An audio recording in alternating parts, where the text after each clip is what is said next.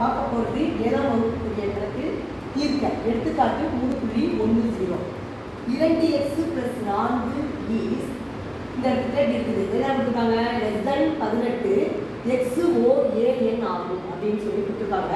இது தீர்வு கண்டுபிடிச்சி என்ன மதிப்பெண்கள் இங்கே கொண்டு வரணும் அப்படிங்கிறத கண்டுபிடிக்க போகிறோம். இப்போ பாருங்க, கொடுக்கப்பட்ட சமன்பாடு என்ன? 2x + 4 is <18. முதல் ஸ்டெப்பை என்ன செய்கிறேன்? இந்த 2x அப்படியே கொடுக்குறேன். இந்த 4 வந்து என்ன செய்கிறோம்? +4, அதனுடைய எதிர் என்னது -4. இது வரும் -4 நான் சேர்த்துக்கிறேன். இங்கே 18 -4. இப்போ பார்த்தீங்கன்னா இது ரெண்டு 0 ஆகிடும். 4 போனால் 0. அப்போ 2x மட்டும்தான் இருக்கும். +18 4 போனால் 14. அப்போ 2x <14. இப்போ அடுத்த ஸ்டெப்பை என்ன வரும்? x <14. இங்கே பெருக்கிட்டு ரெண்டு அந்த பக்கம் போனால் 7 மாறிடும். அப்போ x is less than 8. அப்போ என்ன அர்த்தம் இந்த இடத்துல? x வந்து 7ஐ விட குறைவான எண்கள் என்னென்ன இருக்கோ அதெல்லாம் வந்து கணக்குடைய விடையாகும். அப்போ என்ன நம்பர் வரும்?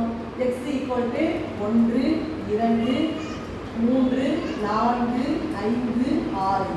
இந்த எண்கள் தான் வந்து தீர்வுகள் ஆகும். இந்த கணக்கை பொறுத்த வரைக்கும் இந்த தீர்வுகள் வந்து 1ல் ஆரம்பித்து 6 வரைக்கும் உள்ள எண்கள் தான் தீர்வுகள் ஆகும். இந்த கணக்கை பொறுத்த வரைக்கும் x என்பது 7ஐ விட வந்து குறைவான எண்கள் என்ன இருக்குன்னு பார்க்குறோம்.